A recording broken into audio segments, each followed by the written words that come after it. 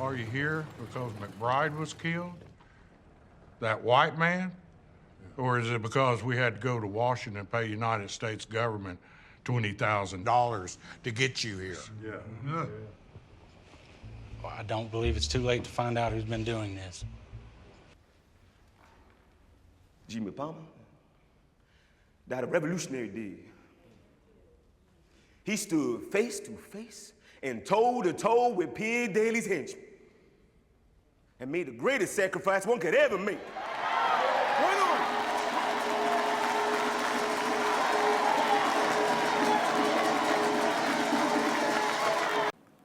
Hi, my name is Joshua Bridget, and in this documentary I want to take a look at two films, Judas and the Black Messiah from 2021, directed by Shaka King, and Martin Scorsese's Killers of the Flower Moon from 2023.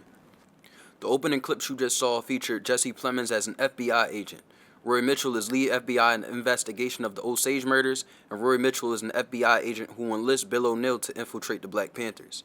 It's an odd connection, but fitting. Both films examine how U.S. institutions have historically targeted marginalized groups, often in ways the public wasn't allowed to fully understand for decades. Think of your family now, Agent Mitchell.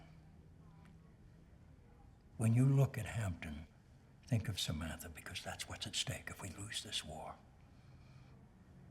Our entire way of life. Both of these stories expose histories of marginalized groups that have been buried, minimized, or distorted, and both highlight the injustice faced by minority groups simply trying to survive and build better lives in the so-called land of the free. Judas and the Black Messiah follows the life of Fred Hampton, the Chicago chairman of the Black Panther Party who was murdered at the age of 21 in his sleep by the FBI. This was after Bill O'Neill, a petty theft, infiltrated the Panthers, giving the FBI intel to aid in his defeat. So how we win this war? What's the most lethal weapon? Guns? Grenades? Rocket launchers? These niggas got rocket launchers. Killers of the Flower Moon uncovers the Osage murders in Oklahoma, where Robert De Niro plays the beloved cattle rancher William Hill, who orchestrates an entire system of exploitation, theft, and murder to seize the indigenous' oil wealth. There will be no lightning strike and it stops happening. It will happen. These head rights must go to Molly, not to the mother, not to the sister Rita, not Bill Smith. Yes, sir. You got to take back control of your home. I feel like neither of these movies have been as talked about as they should be, even though at the very least in this decade films like this can be made, but historically these types of tragedies were pushed under the rug, similar to the Black Wall Street Massacre, going over briefly in Killers of the Flower Moon, since both events take place in Oklahoma. A late 2023 report on black filmmakers found that while black directors are still underrepresented in Hollywood, they lead diversity efforts. 6 of the 10 most diverse films in the study were directed by black women, while only 5.9% of non-black directors cast black actors in leading roles. What this highlights to me is how it's still very important who is making a film, because this determines the lens the story is being told from. In this documentary, I'll break down the themes each film explores, connect them to concepts like the dominant gaze, symbolic violence, and the concept of the matrix of domination. With this, I'll examine how audience reception shifts when a film centers race, power, and marginalized histories. I'll begin with Killers of the Flower Moon. I don't know what they wanted. They just came to my house. What'd you do? Look, I'm a little worried. They knew something. They're just the first ones, all right? There's gonna be more of them. And settle down. They're gonna know something. They're gonna know that we did. You got to settle down. Settle down. You understand? I do. You get hold of yourself. I am. Get hold of I'm yourself trying. and you settle. I am trying. Well, Settle down. Right now. Now. Honestly speaking, watching Killers of the Flower Moon in 2023 was the first time I ever heard of Native Americans' wealth in this country after the land's colonization. Hearing the natives in Oklahoma had a combined wealth close to $200 million shocked me when it shouldn't have, because this is a story that should have been historized publicly before the Killers of the Flower Moon book was published in 2017. The boy's got asthma. This asthma's holding him back. He just needs a chance. You got your checks. You're unrestricted. Please. Dr. Doho. Thank you. Thank you. We'll take one in that color. Thank you. Thank you. Now, there are 3 very important characters in this film. William K. Hill, Robert De Niro's character, a beloved figure in the Oklahoma community who was the mastermind behind most of the Osage murders. Bill, I understand I'm Wanted. Well, I'm here to turn myself in. What you supposed to have done? Kill somebody, if you can believe it. Oh, now, Bill, I wouldn't go that far. Arrest me, son. We don't need to do that. Oh, it's all right. Come on, son. Mr. Hale! Mr. Hale! Molly Burkhart, a wealthy Native American woman struggling with her sister's and mother's deaths.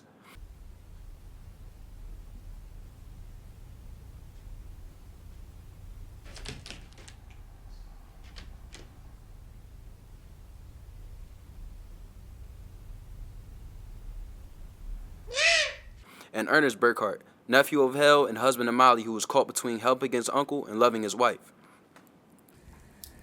You like women? Oh, you know I like women. That's my weakness. What kinds they got out there? Just white. It's white that I saw. Mm-hmm. You like red? Red?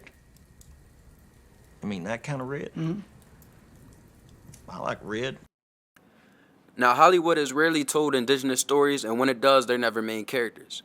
Scorsese does show Native Americans in a positive light, with Pierce arrows to drive, jewelry, and nice neighborhoods with grand houses, but still he doesn't give the role of lead to a Native character. Instead, he gives it to Leonardo DiCaprio's Ernest, having us view the happenings of this film from his point of view. What we call this is the dominant gaze, the idea that American cinema historically centers white experiences because it's assumed to be the default viewpoint for viewers. Scorsese more than likely chose to tell the story primarily through Ernest because it's what felt natural to him as a white American man. We mostly witness what happens to the natives in this film from the perspective of someone who was held up to audiences as bipartisan when it comes to the natives and whites in Oklahoma, but is also implicit in and had a hand in the robbery and deaths of multiple natives in the film, including Molly's own sisters, Anna and Rita. I didn't do nothing to earn this anyway. Like these? Got us some rich Indians, boys. Come on! Come on, come on! I'm going all in, boys. What are you thinking, Ernest? This film doesn't shy away from showing the violent deaths of Native Americans in this community. Take, for instance, Hale's wealthy neighbor Henry Roan. We see his depression, misfortune, and eventual death. A gunshot to the back of the head orchestrated by Hale in order to collect his oil money. Multiple Native Americans are brutally murdered in the film in this way. With there being a clear aggressor, it doesn't seem necessary to show both sides, does it? Well, it does for the guilty American audience who Scorsese still wishes to come watch this film. This narrative choice does two things. One, it makes the violence more palatable to audiences who might resist a fully indigenous-centered film. Because Ernest is conflicted, the audience is allowed to feel conflicted too, even though we shouldn't be. And you helped your uncle on your own making. Yes. And was part of this plan that you would meet and marry Molly Kyle and kill her family and her for their Indian oil money? No, sir. I met and married my wife because I picked her up in my cab. And number two, it shows how systemic racism depends on ordinary people who go along with injustice. Ernest is not a mastermind, he's pretty dim-witted, and he's not charismatic in the film. But he enables the violence by going along with it, being obedient to his uncle, who he calls King throughout the film, and basically being a coward and in denial, not telling the truth about poisoning his wife in the end. My medicine you gave me. What was in it, Shomikasi?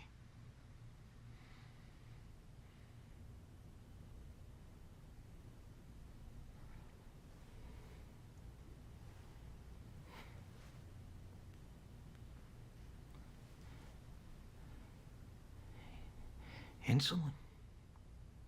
This aligns with Pierre Bourdieu's theory of symbolic violence. Dominant groups maintain power not through brute force alone, but by normalizing injustices so deeply that people barely recognize them as violence. In the film, the Osage are assigned white guardians under U.S. law. Many of them are labeled incompetent as a way for white people to handle their money. This is symbolic violence. They basically figured out ways of displaying power over the Osage, even though in a capitalist society, the Osage should be the ones in domination. White men and women trick the system by marrying Osage and killing them. And if the trick doesn't work, outright killing them due to no legal repercussions. So my dead wife has 2 kids, and they have my name. So if I adopted them proper, and if these 2 kids were to die, would I inherit their estates?